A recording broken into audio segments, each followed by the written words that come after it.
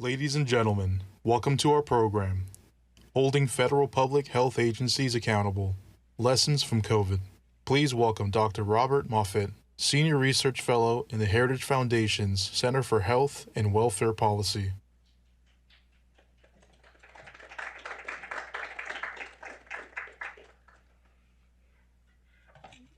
Good morning, ladies and gentlemen, and welcome to our program, Holding Federal Public Health Agencies Accountable. Since the onset of COVID-19 3 years ago, the United States has recorded more than 1.1 million deaths associated with the coronavirus. This past year, the House Select Subcommittee on Coronavirus Pandemic, chaired by Congressman Brad Wenstrup of Ohio, conducted several penetrating investigations into the performance of federal officials. The subcommittee has really performed an outstanding service for the public.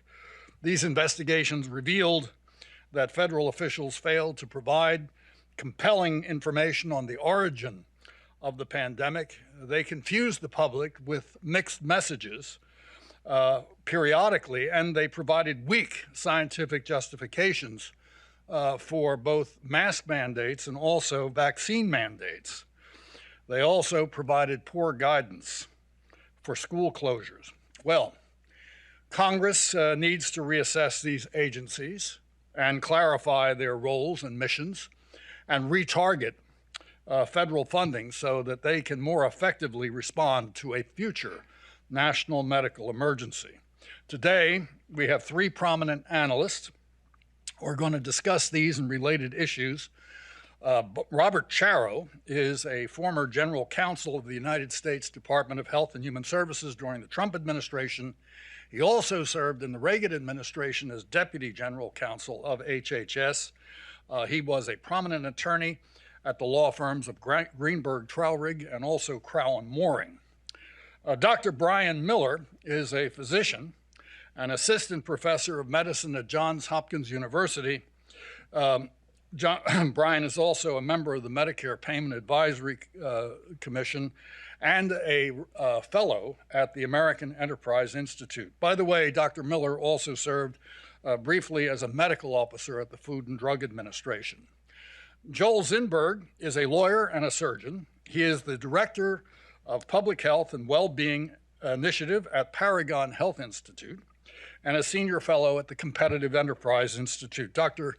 Zinberg served on the President's Council of Economic Advisors, and he's practiced surgery at Mount Sinai Medical System in New York for almost 30 years.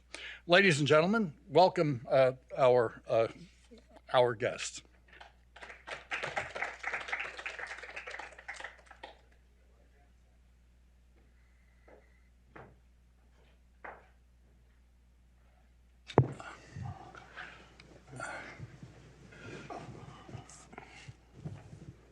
The fact is that we have been through a very terrible experience with the loss of life, a crushing of our economy, the loss of hundreds of thousands of businesses, terrible educational losses, especially for minority children. However, I think it's also important to keep some balance on this, and so I'm going to ask all of you a rather simple and direct question. Given the fact that there's been a lot of criticism of the response of the federal government and public health generally, what did the federal government do right in responding to this terrible national medical emergency? Dr. Zinberg, I'd like to start with you. What do you think that they did right? Well, when I was at CEA, at the behest of some people on National Security Council, we did a study entitled Vaccine Innovation for Pandemic Influenza. And we issued that study September 2019. And our basic conclusion was there was areas of market failure. And we proposed that you needed public-private partnerships so that you would have vaccine innovation that would create rapid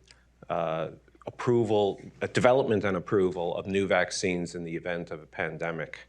I'd love to say we were very prescient, that we knew something was coming. We did know something was coming, we just didn't know it was coming quite that soon. And the thing that I think really went right was that the warp speed was an application of that idea that using public-private partnerships could develop something quickly, developed a new vaccine in 10 months, unheard of. It usually takes 10 years and billions of dollars.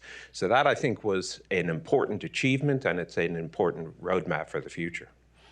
Thank you. Brian? So I would echo that. Operation Warp Speed, the public-private partnership, and a focus on getting things done, right? Because there was a realization that it was a true emergency. It wasn't, a policy emergency. It was an actual public health emergency. And so people said, what are the things that we need to do? Vaccines being one of them, got that over the finish line.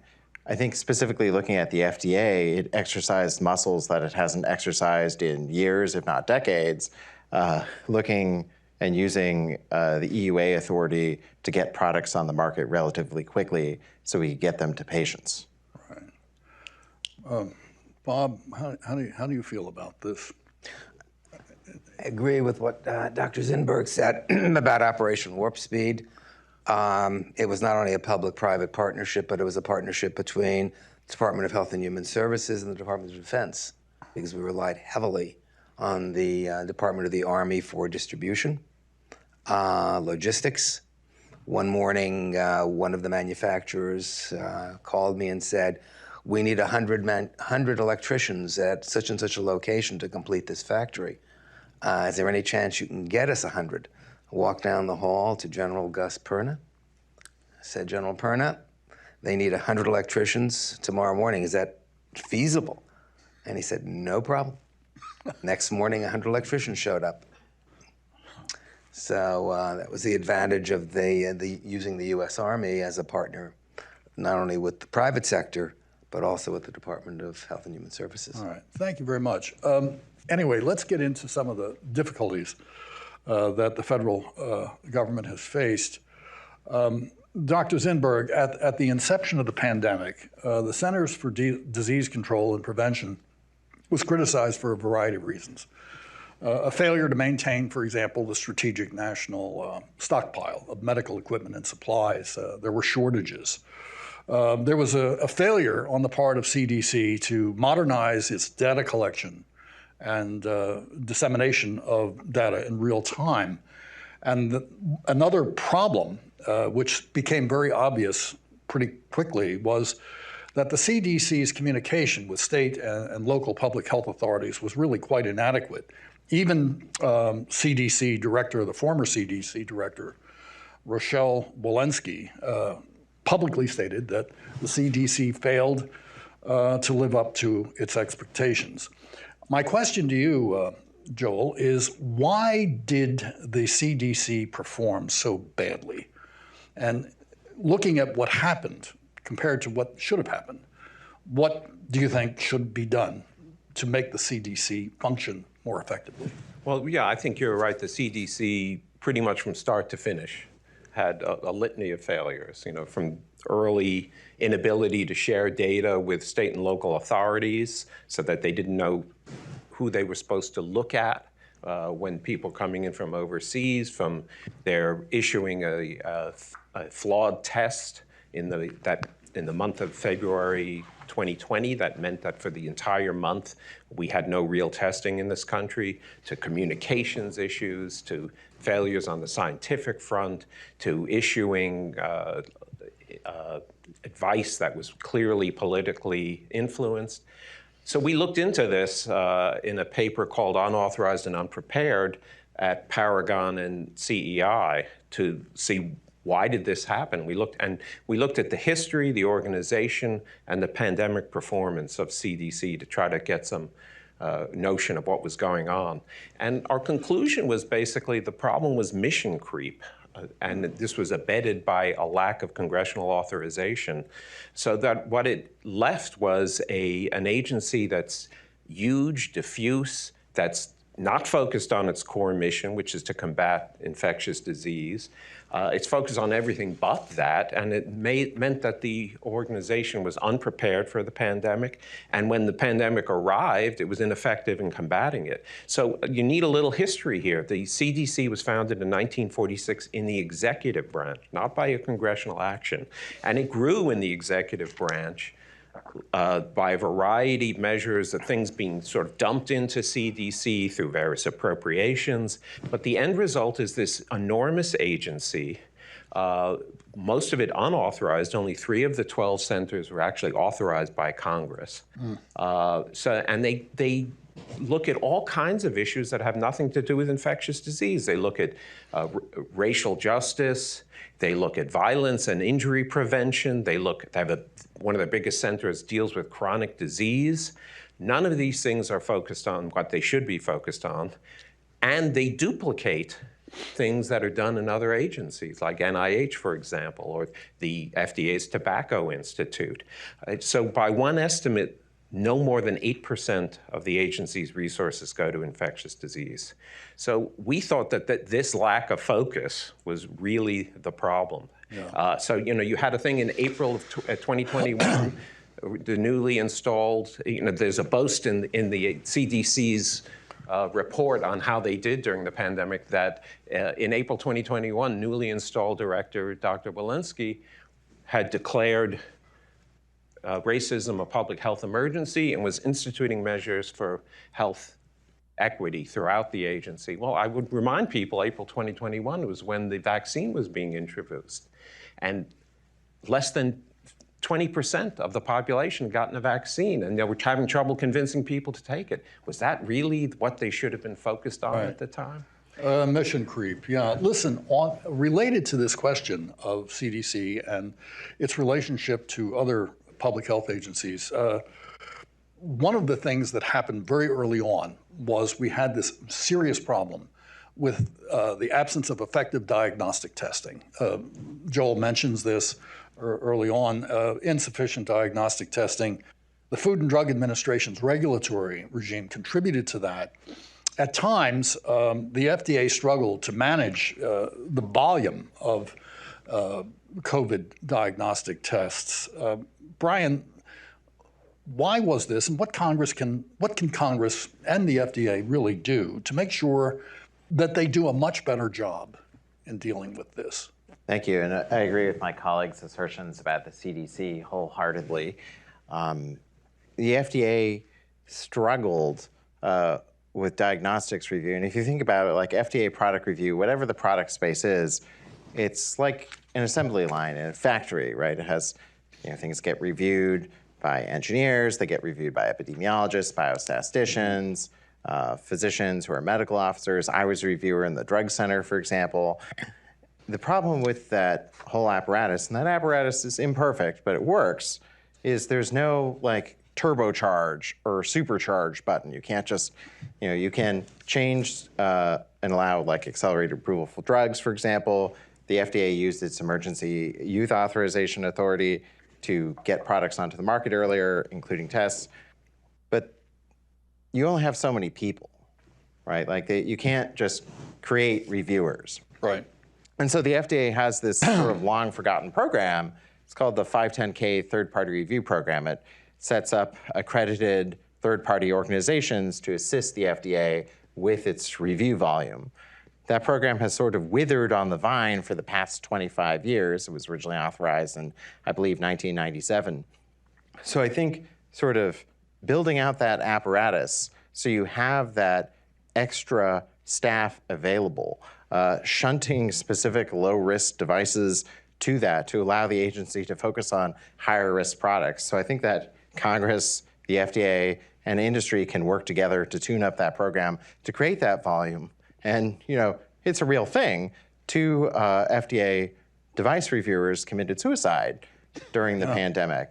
Yeah. And they had a lot of, their families had a lot of support from the agency. The reviewers had a lot of support. But when you're working 18 hours a day and you feel like your job requires you to keep on working, to 20 hours a day or 22 hours a day, and you're alone at home, isolated in the middle of the pandemic, and you know that your review of that diagnostic device will allow patients to figure out if they have COVID and doctors to treat people appropriately, that's an enormous pressure that we need to relieve. Yes, thank you. The pressure was terrible.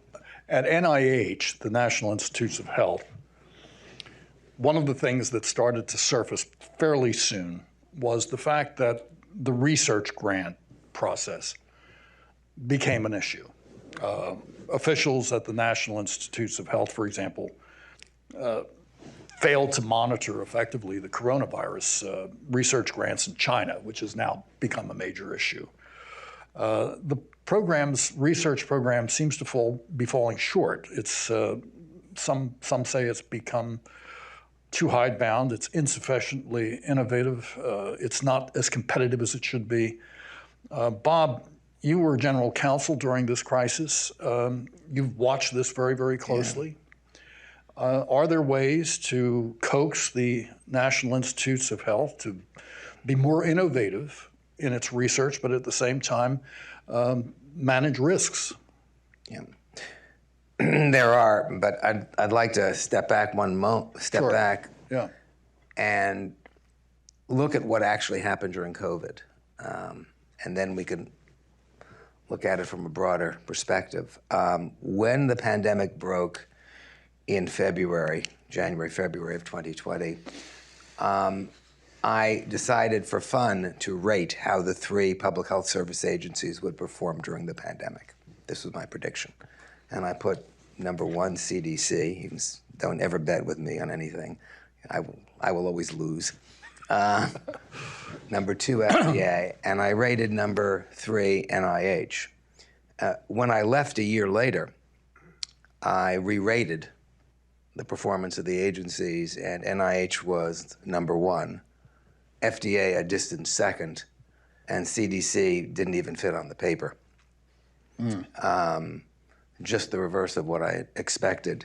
And part of it was due to the fact that NIH made some extraordinarily prudent scientific investments many years ago that turned out to bear fruit when we needed it, and that was the mRNA technology.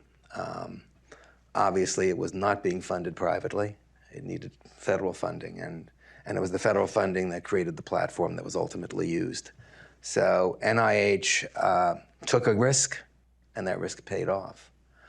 Generally, in most areas, however, the research is incremental, and it creates problems because it is so incremental.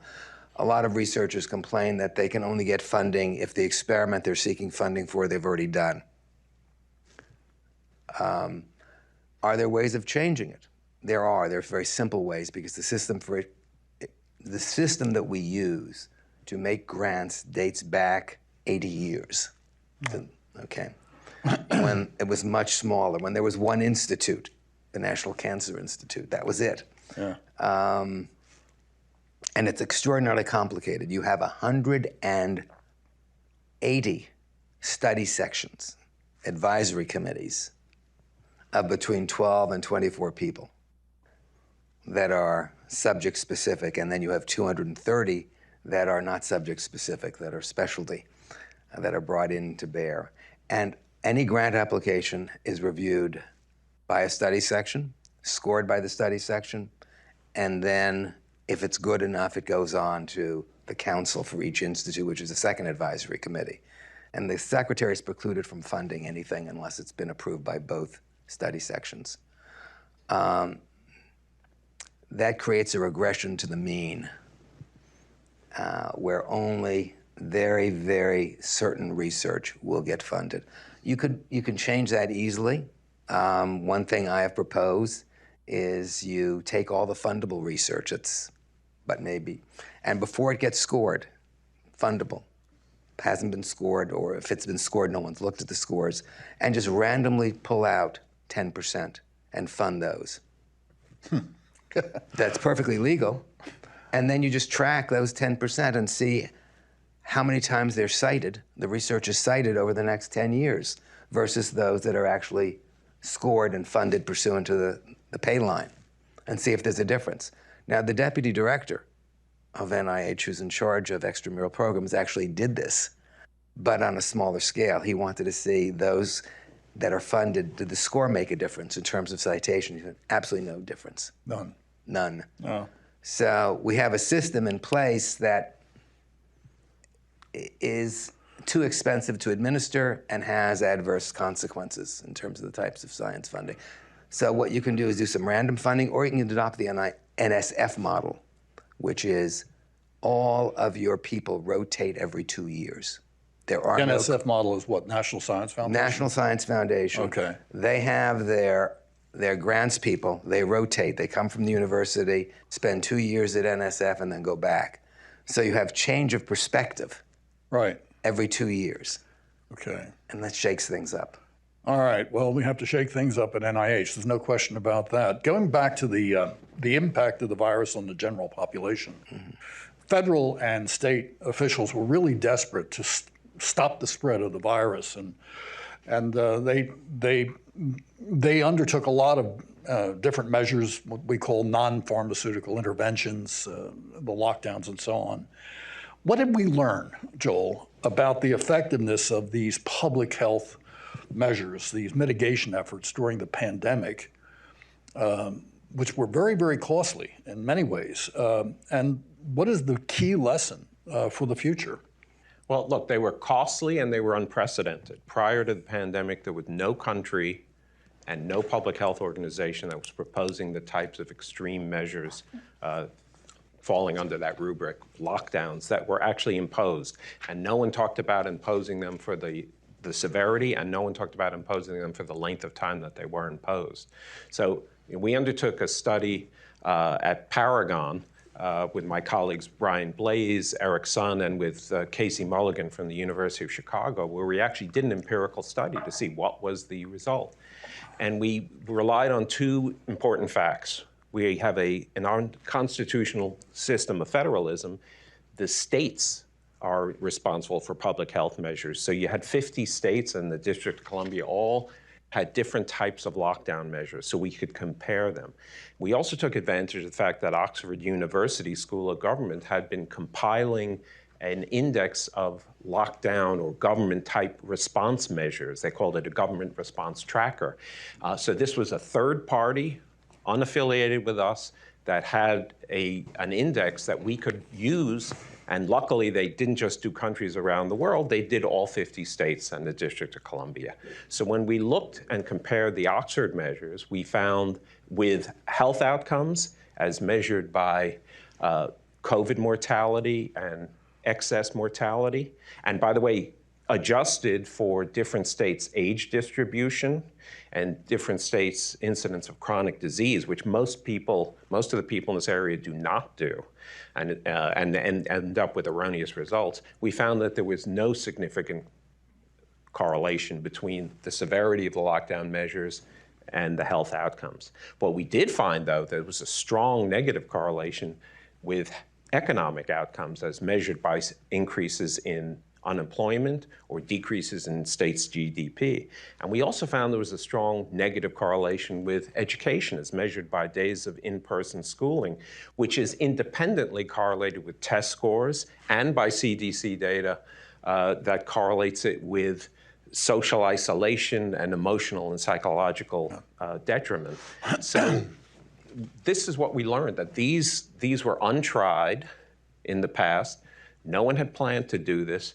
They were primarily based on historical misinterpretations of what had happened before, and importantly, based on the inaccurate modeling, particularly the Imperial College of London, which completely ignored the fact that people act voluntarily way before government gets involved to take mitigating measures. And any effect that we had was actually, and there's a very good review of this by the Canadian economist Douglas Allen, where he talks about how any effect you had was primarily due to voluntary measures that happened way before the government did. So you had, what we learned was you can't do this, and you have to think upfront about balancing the benefits, the putative benefits of these measures against the economic, social, and educational costs. Right. What's interesting is that Professor Steve Hanke at Johns Hopkins University has just completed a rather comprehensive evaluation of the impact of the lockdowns on mortality, and basically came up with the very, very rich empirical study indicating that, in fact, the lockdowns did not have a significant impact on mortality. In fact, what we found, and this is confirmed from Sweden, is that the lockdowns increased excess non-COVID mortality. And the interesting thing about Sweden is very much like Florida.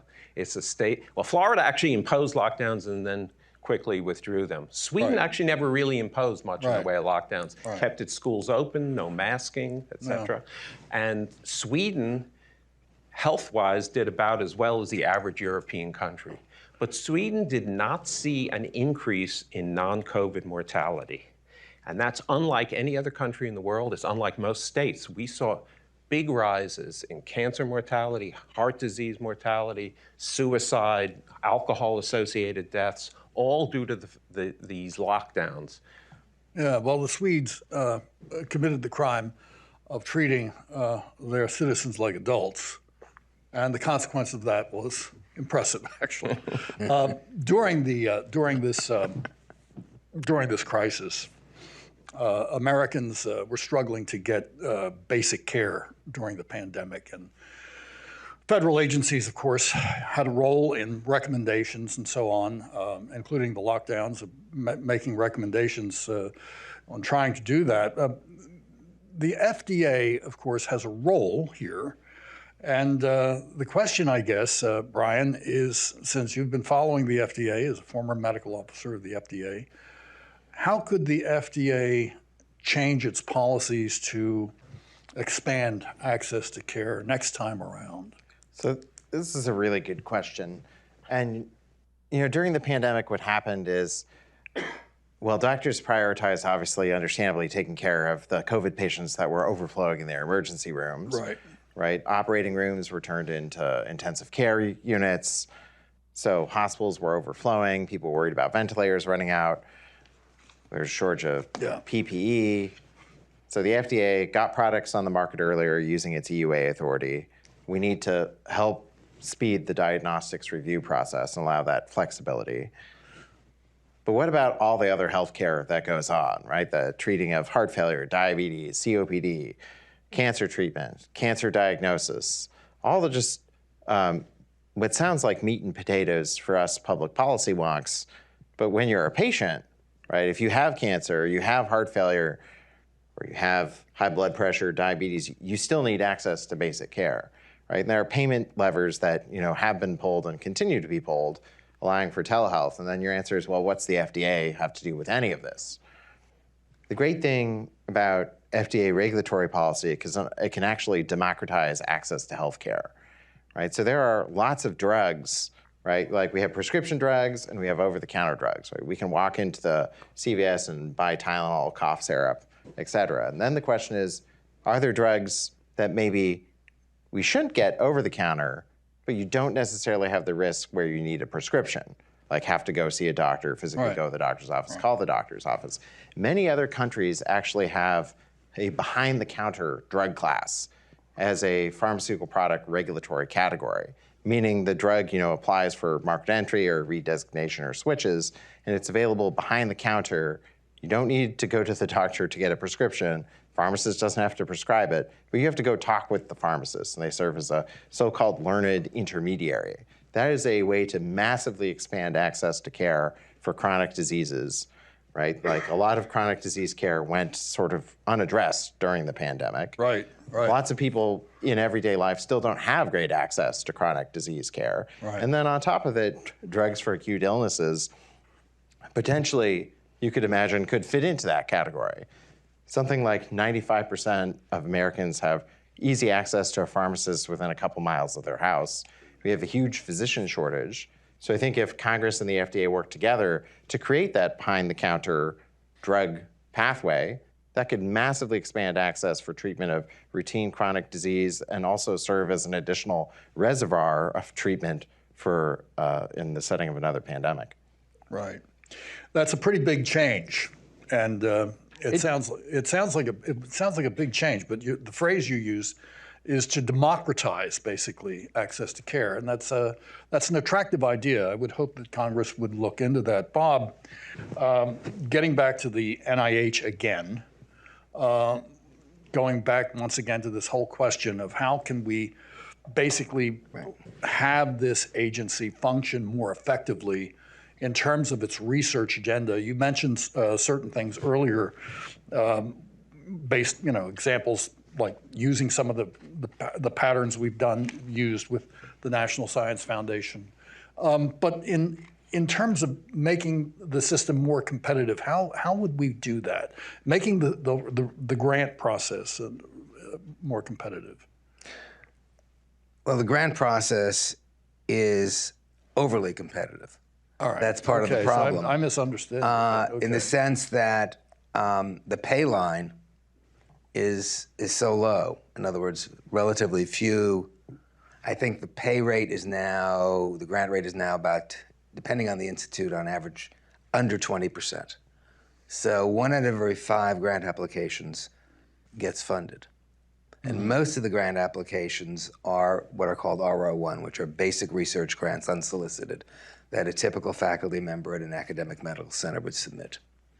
So the real question is, do we want to increase the level of funding, or do we want to decrease the amount of time researchers have to spend preparing proposals, most of which aren't going to get funded, so it's a massive waste of research time.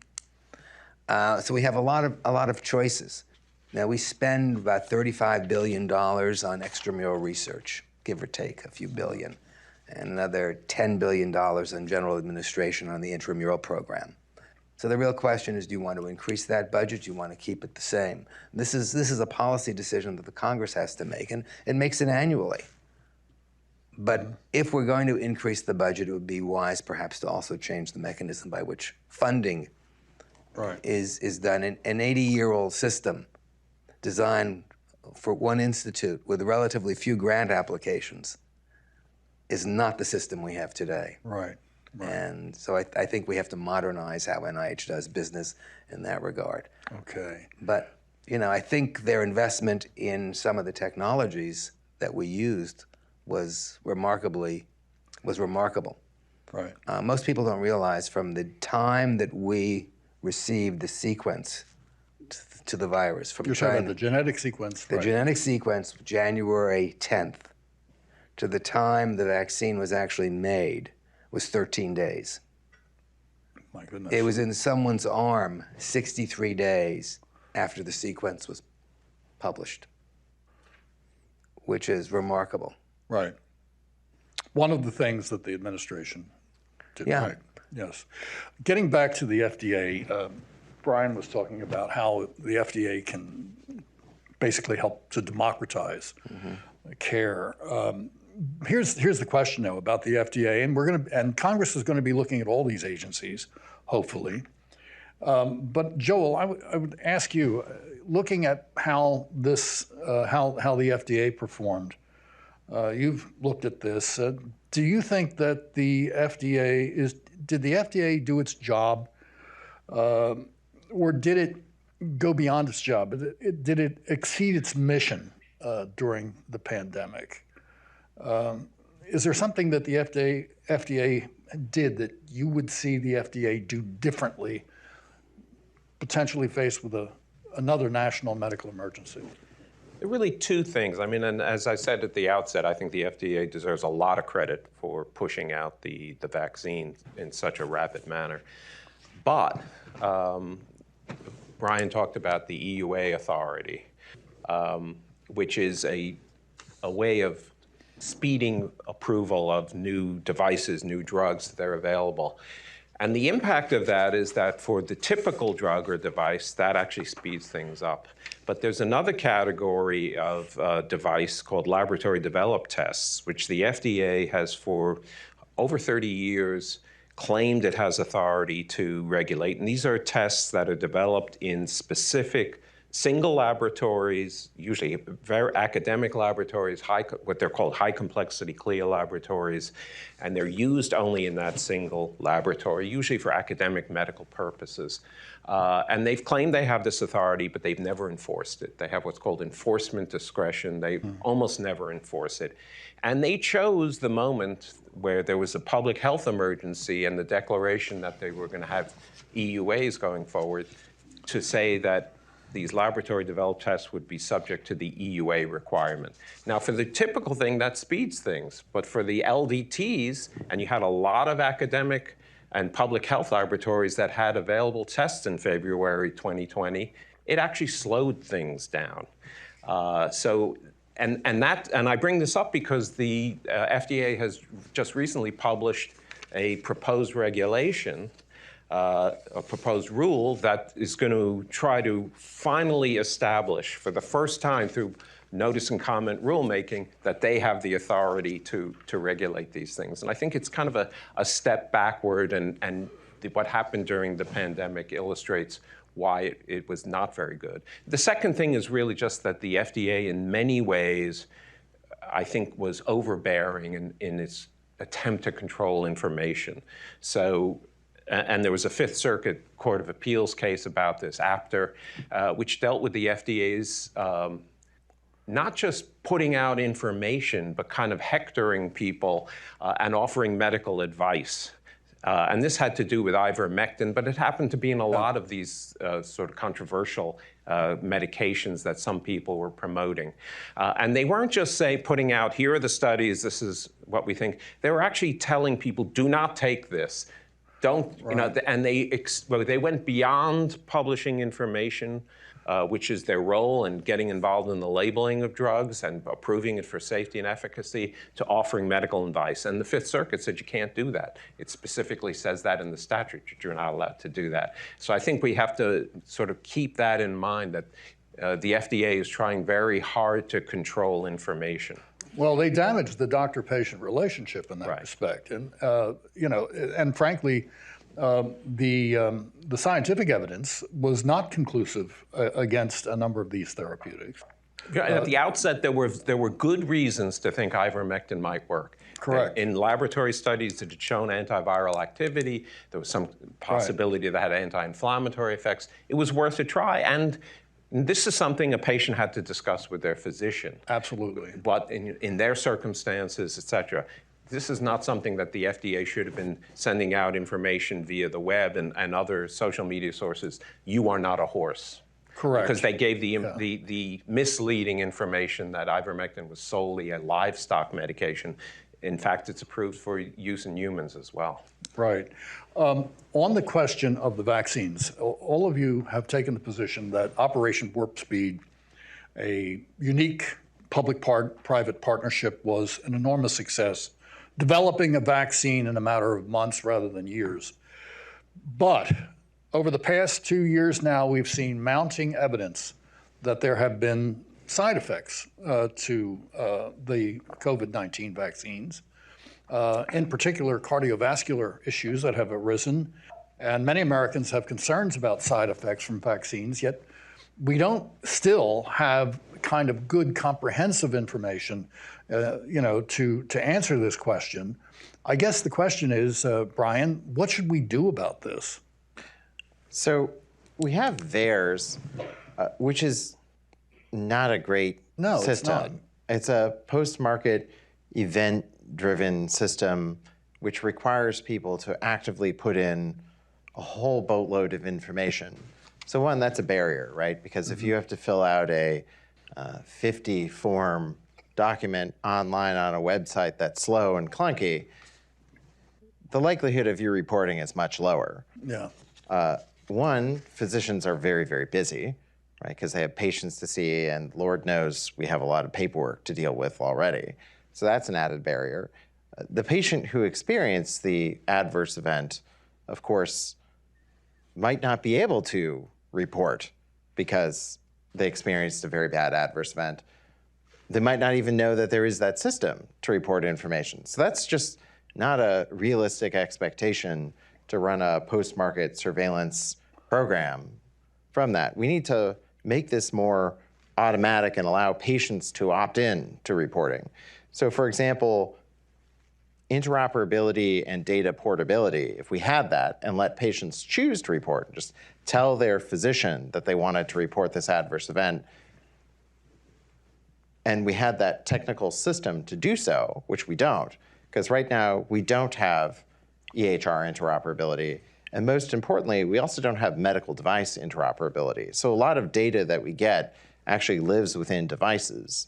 And if we had, like many other industries, standards development organizations that created identity, communication standards, and we had working groups that allowed technology to work together.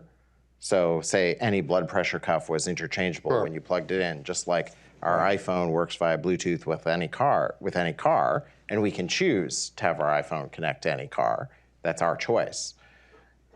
If we created that sort of technical infrastructure, that would make data portability much easier. And then when patients have an adverse event that happens, it'd be much easier for them to choose to have that reported to the FDA rather than fill out a 50-form document that they might not even be aware exists. Well, we certainly have to improve the post-market surveillance of some of these drugs because the evidence is real. I mean, there are serious adverse consequences to some of these vaccines, which means that the doctor-patient relationship is becoming more important than ever before with regard to who is the best candidate for the vaccine and who is not. And certainly we have a lot of work to do on that. It's clear from the views that have been expressed by members of the House Select Subcommittee on the coronavirus pandemic that there is a real interest in trying to pursue this to make sure that some of what has happened in the past is not going to happen again. We have some questions from the audience, I believe, are available, I guess. So let's take some questions from our audience, and please, address your question to one of the panelists. Sir? Tom Davey, retired Navy Medical Service Corps and formerly at ASPR. So retrospectively, this is going to be great research. Prospectively, in January of 2020, what would you have recommended for a novel virus with no protocols established? To whom is that directed? Anyone? Well, go ahead. Either my old professor from GW or... Professor, the student is asking you a question. I'm not 100% sure when you say what would you have recommended vis-a-vis what? I remember early on, we were... On the lockdowns, a lot of concern, but we didn't know a lot of things. So we were highly risk adverse. Mm-hmm. And now we're learning several years later that maybe we went too far some places. And that's because we were risk adverse, not because we were evil people. And my question would have been, retrospectively, what might you have done prospectively if you had the opportunity? Well, I think prospectively, I, for example, would have tried to get modeling that was actually realistic, modeling that accounted for people's voluntary behaviors, modeling that didn't use unrealistic RT values as the reproduction number. You had modeling that was predicting 2.2 million fatalities in the United States by July of 2020.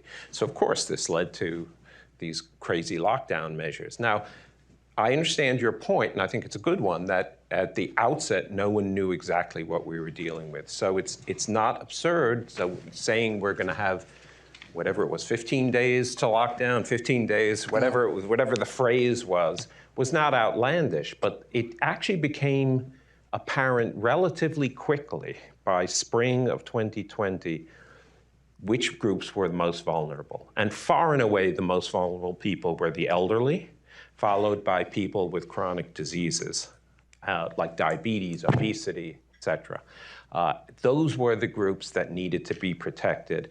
And there were a small group of us, myself and others, who were saying we should focus our efforts on those people, withdraw from these generalized measures. And you had states starting to do that, like Florida, for example, by the late spring and summer of 2020 was drawing back. You had places like Sweden that never imposed these things.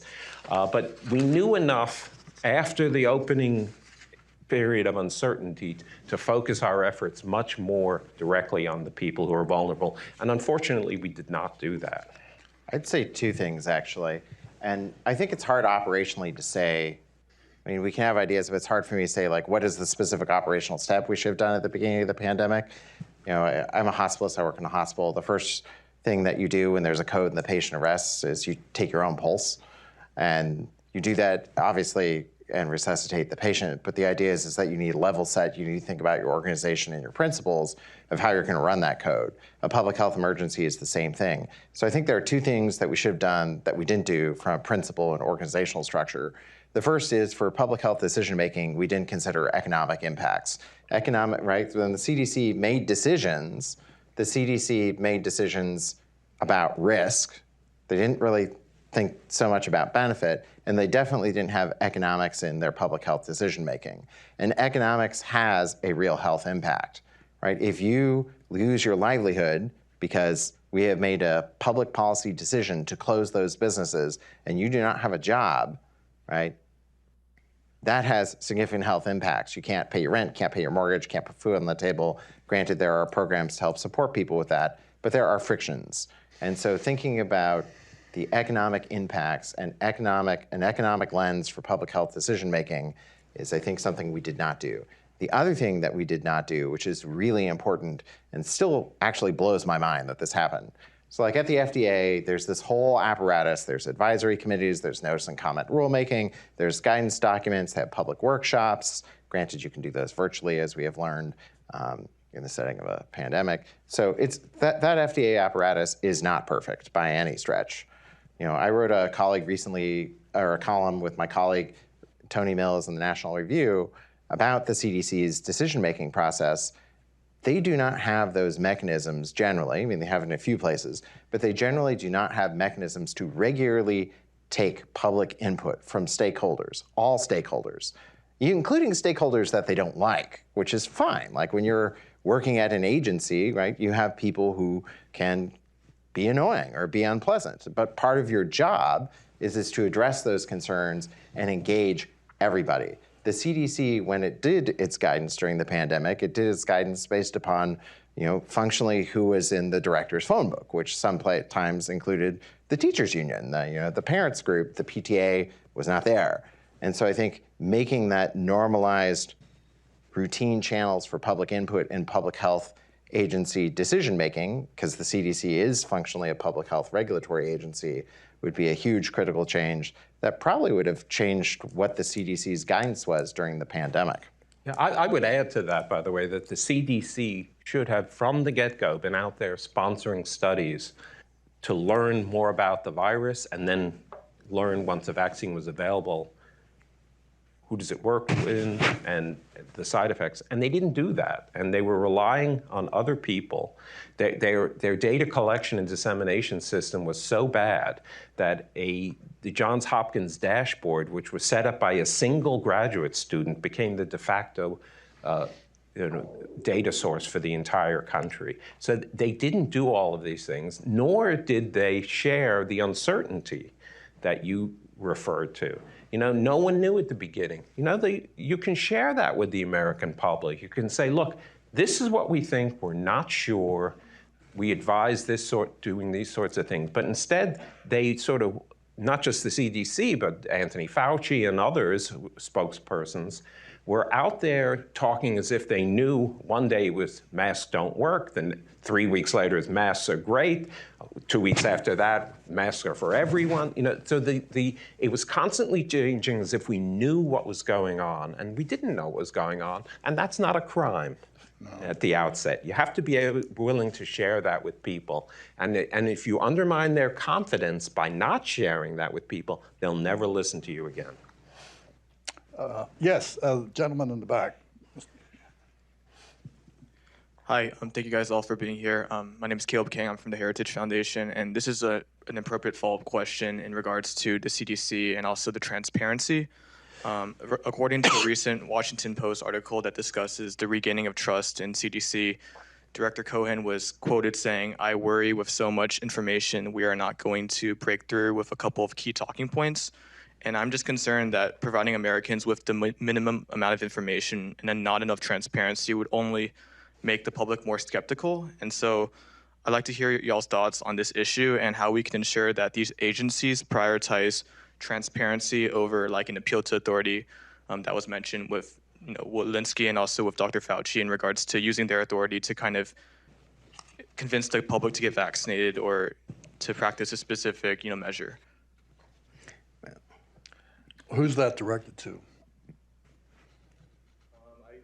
Directed to Dr. Miller and Dr. I say Dr. Miller, if you would answer. Definitely. I think we need to, obviously I support transparency, but I think we also need to give people, like the populace, more credit. People are actually pretty smart and resilient. And so to assume that they can only handle a couple bullet points of information is frankly paternalistic and not in a good way. Like agency transparency about information, about risk, right? Say like, this is what I know about masks right now. My recommendation might change, and here's why. But here's what we should do now. That's sort of the basics of crisis communication. So I did, in addition to being an internist, I'm also a board-certified public health physician. I did an MPH at Hopkins, and one of our required courses was actually public health crisis communications. And I would say that entire playbook, which includes transparency, communication about uncertainty, conveying multiple, not just one fact, but conveying a scope of knowledge, that whole playbook was thrown out during the pandemic. Right. When you don't know something, you should say that you don't know something. Exactly. I mean, there are lots of things. One of the biggest problems we had was this mixed messaging that was very, very public, particularly with regard to masking, where Anthony Fauci told a former HHS secretary going to an airport that under no circumstances should she wear a mask. It was a waste of time. And then, in a matter of weeks, you have a situation where you have a complete reversal of the federal government's position, and the public naturally becomes skeptical, when that sort of thing takes place. But it was common. Yes, sir.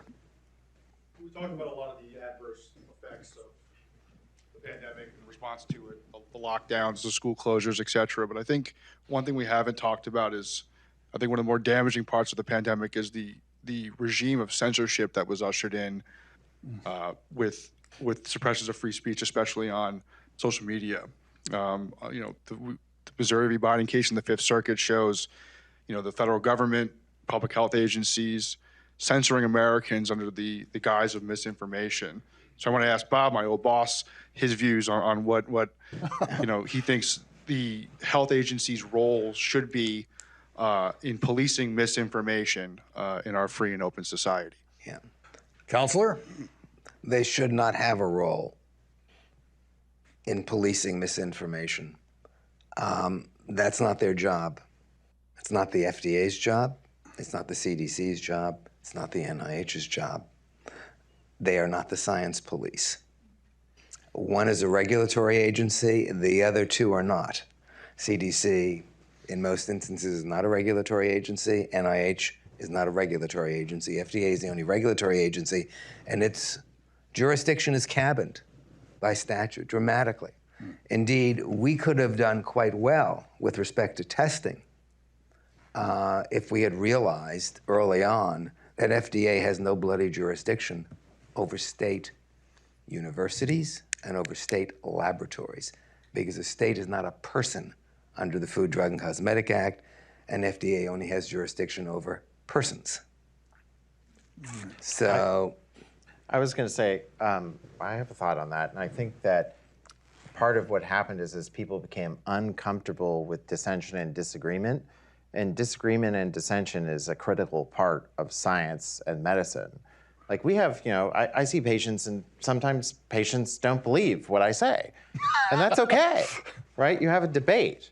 And it's our job to convince people. It's not our job to say that we are the authority or we are the science, therefore you must do what we say. So I think that I was very concerned about the policing and the censorship that occurred. I mean, the answer to speech you don't like is more speech, right? That's the principle of our country. And as you're probably aware, the Supreme Court has granted certiorari on a case dealing with just those issues, Missouri v. Biden, where the allegation by the plaintiffs, which includes Jay Bhattacharya and Dr. Kuldorf, who the two of the co-authors of the Great Barrington Declaration, is that they were being censored by government officials, that there was pressure being placed on social media to limit the exposure of the Great Barrington Declaration and to limit their other exposures. It's not confined to medical things, but it's a large part of the complaint deals with medical issues. So the Supreme Court's going to hear that issue. Yeah. We have one more question over there. Hi, I'm Brianna Cespedes. I'm actually from Los Angeles, and as you all know, we're one of the last cities to actually get off that emergency status. I wanted to ask Dr. Miller, you said that the EUA authority was actually a success when it came out with the vaccine, and I'm just wondering, for that emergency authorization, because the timeline was so much less for actually the testing of this new product, how is that actually adjust mass mandate in order for them to send it out under that emergency? So if I understand your question correctly, you're saying should the mask mandates have been adjusted because the vaccine came out earlier? I'm trying to say, just is it just for that emergency authorization for the amount of mask mandate that they actually did? Was it just for them to keep with the emergency authorization because the product is much less tested? I think that the use of mask mandates and non-pharmaceutical interventions was actually less related to the vaccine and the evidentiary burden behind the vaccine.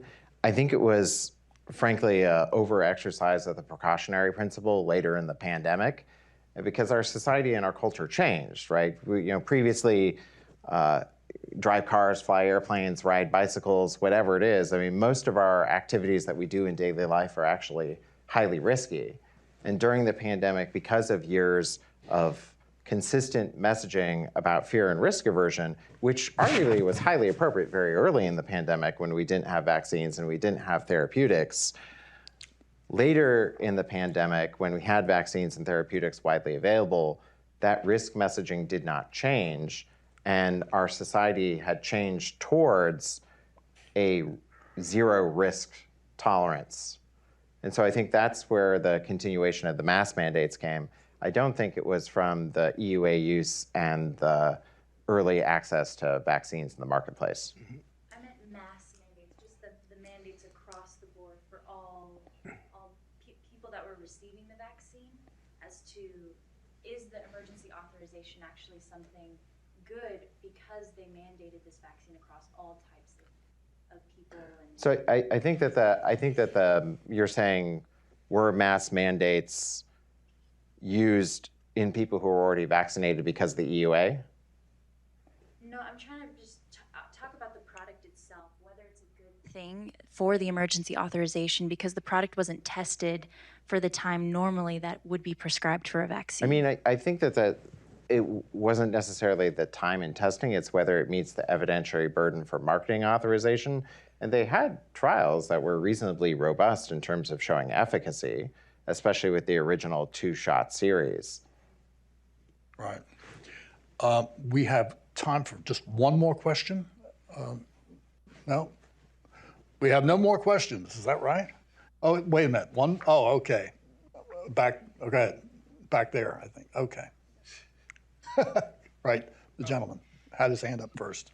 I just wanted to quickly ask about, in the early 2000s, or I think it was 2006, Congress did some NIH reform and tried to, remove some of the disease-specific programs, which had really kind of bogged down the agency and turned it into something where, individual members were just pushing, their preferred research into diseases of interest.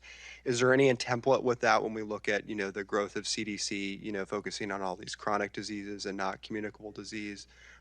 What can we learn? And this, I'm going to direct this question at Dr. Zinberg. You're asking about CDC. Asking about what we can you said learn. NIH at the outset. Yeah, I'm asking about what we can learn from when we did I NIH think reform it's a for very CDC important, reform. very important conclusion of our study was that this is something Congress needs to take up because you cannot rely on the CDC to reform itself. And the fact that Congress has never authorized the agency, has never provided guidelines for it, never provided guideposts, and set out the core mission, and doesn't do the type of congressional oversight that we really need. So we know that CDC can't reform itself. No agency in Washington does, and we have this example from 20 years ago that CDC tried and failed because its staff rebelled and left en masse. So we know this is something that Congress has got to do. It's got to do the hard work of sitting down, going center by center in the CDC and deciding which things belong there, which things don't belong there, and belong at other places like NIH, et cetera, and end up with an organization that really has been authorized and has clear guidance and oversight going forward. Ladies and gentlemen, all good things come to an end. And I want to thank our panelists. Please give our panelists a hand. Recognize that today's session really only scratches the surface of an enormous issue. The Heritage Foundation is assembling a commission which will look into the origins of the COVID-19 pandemic, chaired by John Ratcliffe, former director of the Office of National Intelligence, along with a great group of colleagues, including Bob Redfield, former CDC director, and Bob Kadlec. Hopefully this commission will produce probably early next year, we'll have an interim report in any event. Congress is doing a great job in terms of the oversight work. The House Select Committee on the House Select Subcommittee on the coronavirus pandemic has had some tremendous hearings going into this in great detail. We are probably going to see many more. This, as I said, is only scratching the surface. Once again, I want to thank our panelists. It's been a great session. Once again, thank you all for joining us at the Heritage Foundation. Thank you.